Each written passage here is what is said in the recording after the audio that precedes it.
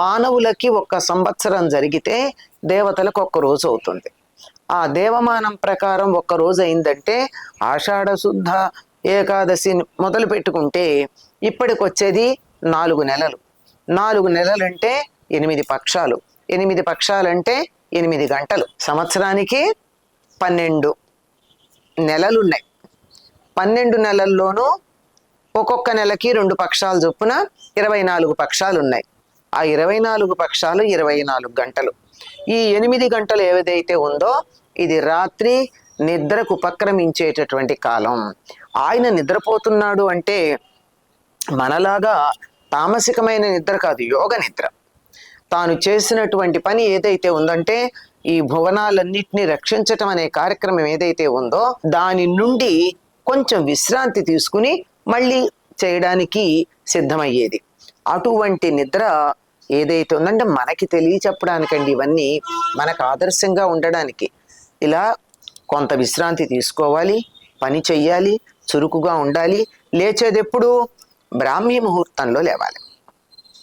రోజుకి 24 గంటల్లో 12 గంటలు రాత్రి, 12 గంటలు పగలు అని మనం లెక్క మామూలుగా చెప్పుకుంటాం. కానీ సూర్యాస్తమయమైన 6 గంటల నుంచి సూర్యోదయం అయ్యే 6 గంటల దాకా ఉండే 12 గంటలు పడుకుంటామా?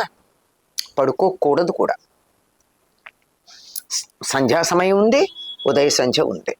కనుక ఉదయ సంధ్యలో సూర్యోదయానికన్నా ముందు 2 జాములు అప్పుడు లేవాలి. 3:30, 4 ఆ ప్రాంతాల.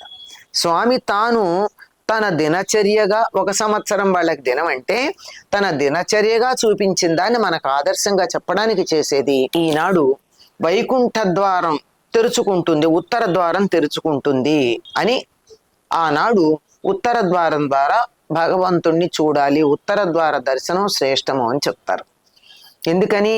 ఆయన అప్పుడే మేలుకొని ఉంటాడు గనక ఇంకా బాహ్యంగా ఉన్నటువంటివేవి ఆయన మనసుకి విశ్రాంతి తీసుకుని చాలా తాజాగా ఉంటాడు. ఆ సమయంలో దర్శనం చేసుకున్నా ఆయన విశ్రాంతిగా ఉండి శాంతంగా ఉన్నటువంటి సమయంలో ఆయన చూపు మన మీద పడ్డా ఎంతో మంచిది అనేటటువంటి ఉద్దేశంతో దేవతలందరూ ఆయన దర్శనం చేసుకోవడానికి సిద్ధంగా అక్కడికి వెళ్ళి ఉంటారు. వాళ్ళందరూ అక్కడ ఉంటారు గనక ఈ సమయంలో విష్ణువుని దర్శించుకుంటే ఆయనతో పాటు 3,00,00,000 దేవతల్ని దర్శించుకున్నట్టు అవుతుంది. అందుకని దీనికి 3,00,00,000 ఏకాదశి అనేటటువంటి పేరు కూడా వచ్చింది. మరి ఆయన తెల్లవారుజామున బ్రాహ్మీ ముహూర్తంలో లేచాడే, తనకున్నటువంటి 1 రోజు పరిమితిలో మనం కూడా అలా లేవాలి కదా, అప్పుడే కదా ఆయన సంతోషించేది. కనుక అలా మనకొక మాట చెప్పారు గనక ఈనాడు తప్పనిసరిగా అందరూ బ్రాహ్మీ ముహూర్త సమయానికి లేచి ఉత్తర ద్వారం ద్వారా దైవాన్ని దర్శించుకుంటారు. అందరూ దేవాలయానికి వెళ్ళడానికి వరసల్లో సిద్ధంగా ఉంటారు.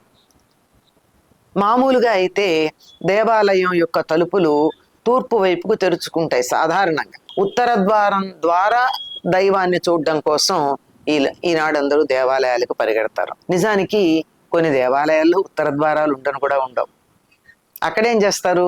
ఆ ఉత్తర ద్వారానికి ప్రతీకగా అక్కడ ఉన్నటువంటి గోడ దగ్గరే ఒక దండ అది కట్టి ఇదే ద్వారం, ఇక్కడి నుంచే దర్శించుకున్నట్టు అవండి అని చెప్తారు. ఉత్తర ద్వార దర్శనం ప్రశస్తమైనటువంటిది.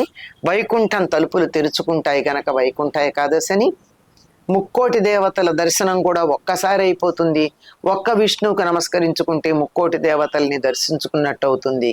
కనుక దీనిని 3,00,00,000 ఏకాదశి అని అంటారు. ఇది చాలా ప్రశస్తమైనటువంటిది. అందువల్ల ఈనాడు ఆలయాలకి వెళ్ళగలిగితే వెళ్ళొచ్చు, లేదా ఇంట్లోనే ఆ సమయానికి స్వామిని దర్శించుకుని ఇదే ఉత్తర ద్వారం అనుకో స్వామి, మన ఇంట్లో ఉన్నటువంటి విగ్రహాన్ని దేవుడు అనుకోవటల్లా మనం.